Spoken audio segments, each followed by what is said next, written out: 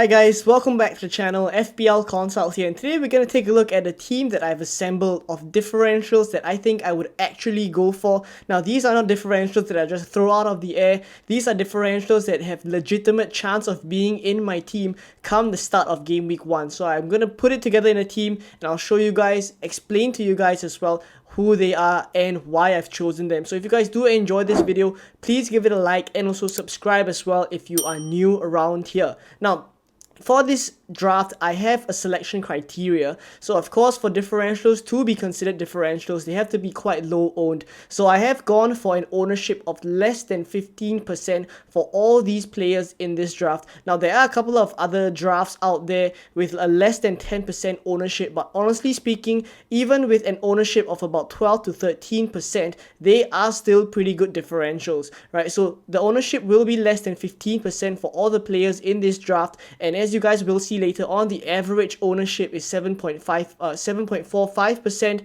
and the formation for this draft is 3-5-2. But basically, I just want to cover some differentials in each position, right? So let's take a look at the players on the screen right now, and I have Martinez in goal. He is 5.0 million, and the main reason why I've chosen him is because Aston Villa's fixtures are really good, right? Even though they don't start the season with a great run of fixtures, after the first couple of games, they really pick up all the way till, potentially you may want a wildcard in game week 18, game week 17, around that range, and that's when their fixtures actually start to turn bad again, right? So from now, game week 1 all the way up till game week 17 to 18, they have a really good run of fixtures, and on top of that, Unai Emery has kind of made them a pretty good defensive side. Their numbers from the second half of last season looked really good, right? And they were keeping a couple of clean sheets as well. We will know Emi Martinez as a keeper that's very capable of making good saves, and of course his penalty antiques as well, right? So Martinez goes in goal, and same goes for Matty Cash as well,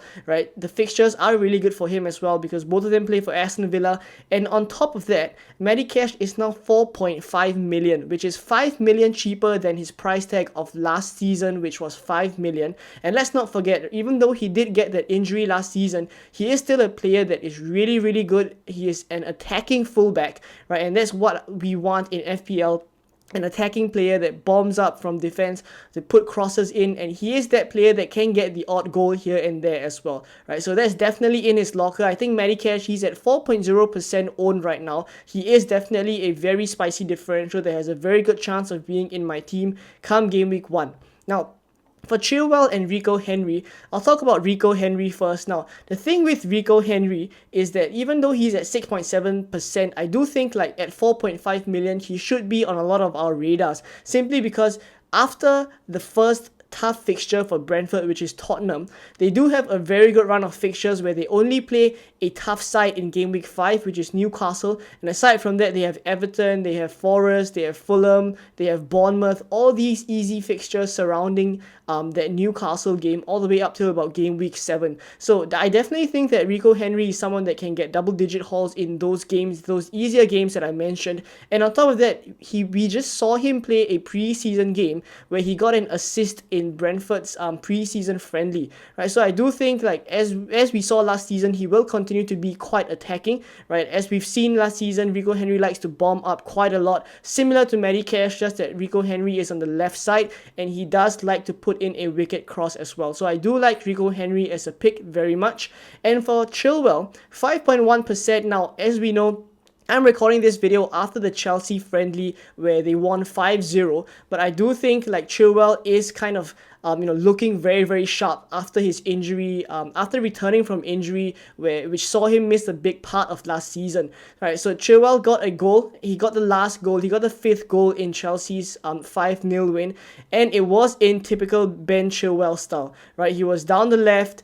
There was a through ball in from the centre mid, and he was through on goal, chipped the keeper with a really cool and calm, composed finish. So I do think like Chilwell will continue to take along. And the thing with Chilwell is that in this new formation where we kind of saw Chelsea play with 4 at the back, it does not, kind of put me off Chilwell because he still looks very attacking, right? Even though they're not playing a wing-back formation anymore, Chilwell in a back 4 still looks very attacking, and he found himself in some of the front line positions, right, when he got that goal, right? So I do think like he will continue to be very attacking, and that's what we want in an FPL defender who can get clean sheet points and also attacking points, right? So there we go with the defenders and the goalkeeper as well. Let's take a look now at the midfielders.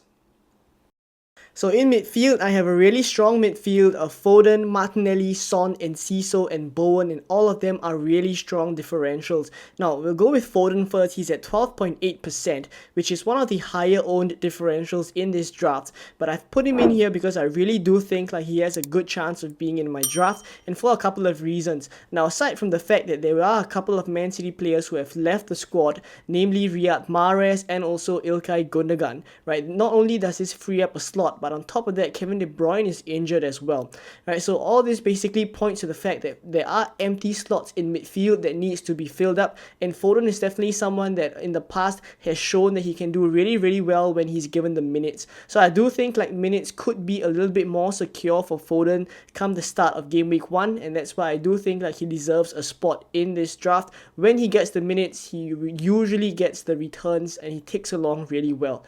Right, next up, Martinelli is at 13.9%.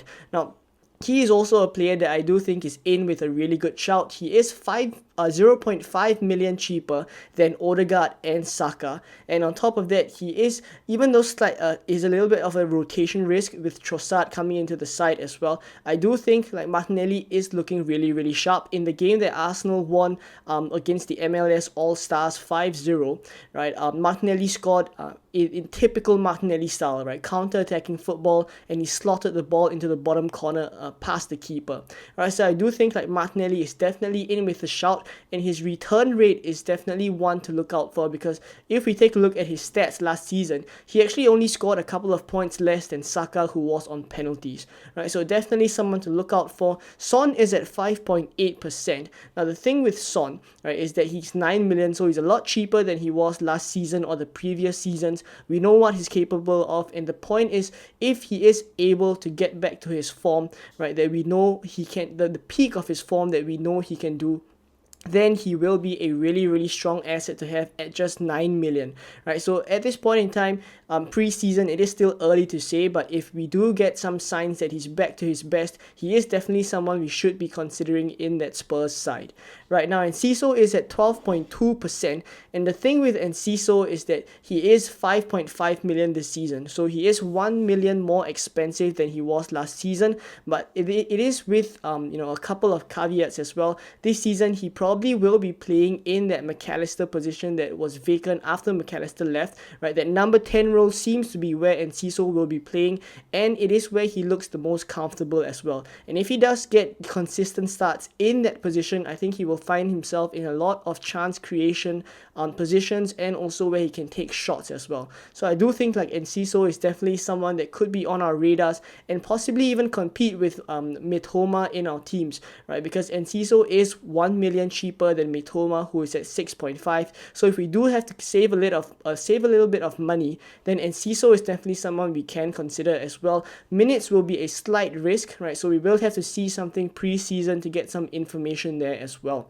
Now the thing with Jarrod Bowen, who is the last midfielder in this whole midfield 5, is that Jarrod Bowen, as of pre-season, is the best performing midfielder in the Premier League, in all the Premier League teams basically, right? And he's only 5.7% owned. He's at 7 million, right, which is his price tag for the season, and I do think like it's a lot cheaper than 8.5, which was his price tag the previous season. And looking at his performances pre-season, he's doing really, really well. 3 goals, 2 assists, and taking along very nicely, looking really sharp as well. West Ham don't have the easiest of fixtures, but Bowen is definitely someone that can make the difference for West Ham, and if he does, right, he will take along very, very nicely as well. Right, so these are my 5 picks for the midfield. Let's take a look at the forwards. So up front, there's Johan Wissa at 3.9% and Calvert-Lewin at 3.5%. So talking about Calvert-Lewin first, as you can see, he's really low owned. He is back in the squad now, right? Hopefully he can stay fit, and of course, he is a player that is very, very injury prone, right? But if he can stay fit for at least the first 8 game weeks, Everton's fixtures are really good. They only have a tough fixture against Arsenal in game week 5, and aside from that, relatively easy fixtures for Everton. So you do think like if there are goals for Everton, it probably will come from Calvert-Lewin. Right, so moving on to Yoane Wissa, as we said with Rico Henry as well, Brentford's fixtures are actually really good after their first game against Spurs, and of course Yoane Wissa could be filling in that spot, replacing Ivan Toney, who is suspended all the way till the start of next year. Right, so and of course if that happens and he finds himself in that forward spot, Brentford do create quite a couple of chances every game. Right, they will get those chances, and Yoane Wissa is very capable of slotting the ball at the back of the net, as we saw when he filled in that Ivan Toney position towards the end of last season. Right, so there is also a slight chance that Yoane Wissa could be on penalties. Currently it does look like Mbeumo is the one that will be on penalties, but there is a very slight chance. Right, so if that does happen, that's even even better news for Wissa owners as well. Right, so 3.9%, I also do think like he is a very, very spicy differential. So there we go, guys. This is my 11 differential players that all have a great shout of actually being in my team come game week 1. Let me know how many of these players that you guys have in your teams, and whether you agree with them or disagree with them. Let me know in the comments down below, and I'll catch you guys in more game week 1 content very soon. Bye bye.